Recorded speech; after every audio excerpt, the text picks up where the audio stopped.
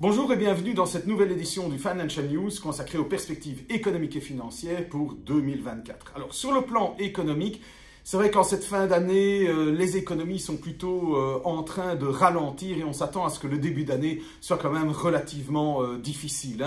Aux États-Unis, même si le marché du travail reste solide pour le moment, malgré tout les ouvertures de postes, donc la demande de travail de la part des entreprises est en train de ralentir.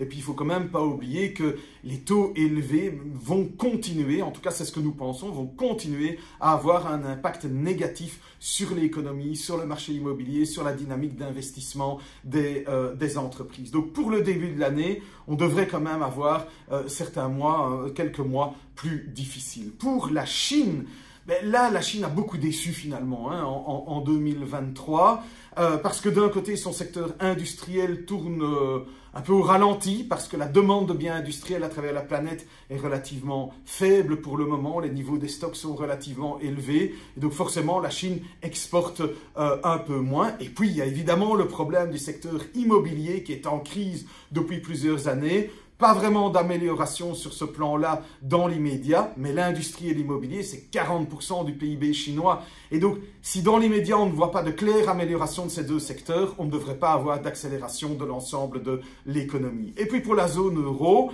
là c'est plus simple parce que d'une part, on a déjà une croissance négative au troisième trimestre, donc on voit que l'économie tourne quand même déjà au ralenti, pour les mêmes raisons qui ont été citées. Un secteur industriel qui tourne un peu plus au ralenti, une demande faible, des niveaux de stock élevés, une politique monétaire qui est également restrictive, qui freine, qui ralentit le crédit aux ménages, donc le secteur immobilier, qui ralentit le crédit aux entreprises, donc les investissements. Et voilà, pour les prochains mois, pour les premiers mois de 2024, on pense que ça va peser sur l'activité économique. Et puis, à partir du deuxième trimestre, là, la conjoncture devrait s'améliorer parce que les niveaux de stock devraient avoir baissé, parce que les ménages retrouvent malgré tout petit à petit du pouvoir d'achat parce que les salaires sont en hausse et que l'inflation est en baisse. Et donc, dans l'ensemble, on pourrait avoir une amélioration conjoncturelle à ce moment-là. S'agissant de l'inflation, j'en touchais un mot il y a une seconde, c'est très clair. Elle est sur une pente descendante, elle va continuer selon notre analyse à être sur une pente descendante. Bien sûr, d'un mois à l'autre, on peut avoir des petits rebonds techniques, mais fondamentalement, la dynamique est au ralentissement.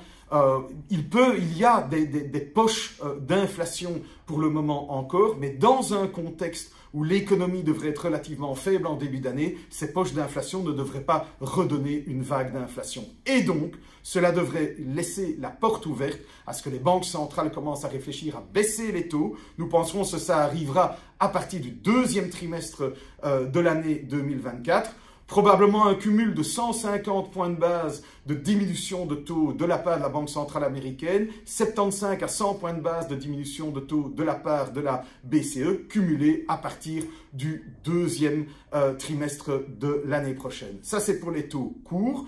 Pour les taux longs, n'oublions quand même pas que les taux longs n'ont jamais autant augmenté que les taux courts, donc ils sont plus bas aujourd'hui que les taux courts. Et donc, la perspective de baisse de taux courts, elle a déjà en partie été anticipée par les taux longs. Donc il y a très clairement encore un peu de potentiel de baisse des taux longs, mais probablement pas autant que pour les taux courts parce qu'il y a déjà eu un phénomène d'anticipation.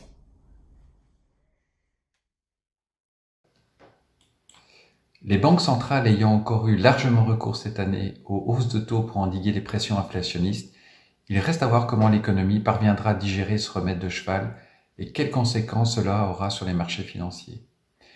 Les bourses, qui dans l'ensemble se sont comportées beaucoup mieux que prévu en 2023, tapent sur un atterrissage en douceur de l'activité économique, ce qui devrait permettre à la croissance bénéficiaire des entreprises de redevenir positive. Si par ailleurs les taux d'intérêt se détendent encore un peu, cela pourrait également soutenir les valorisations boursières. Dans cette perspective, nous continuons à privilégier les grandes capitalisations, les valeurs de croissance et les entreprises présentant des bilans solides que l'on retrouve notamment dans le secteur technologique et en particulier outre-Atlantique.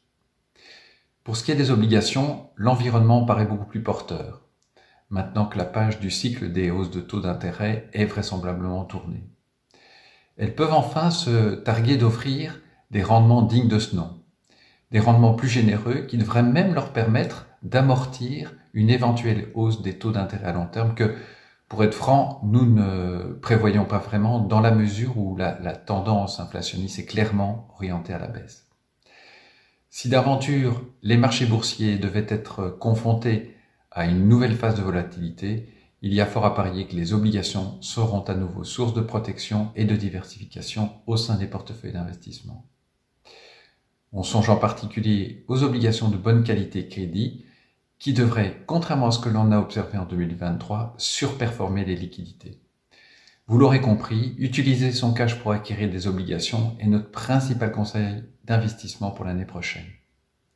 Voilà qui me permet de vous remercier pour votre écoute et de vous souhaiter de très bonnes fêtes de fin d'année.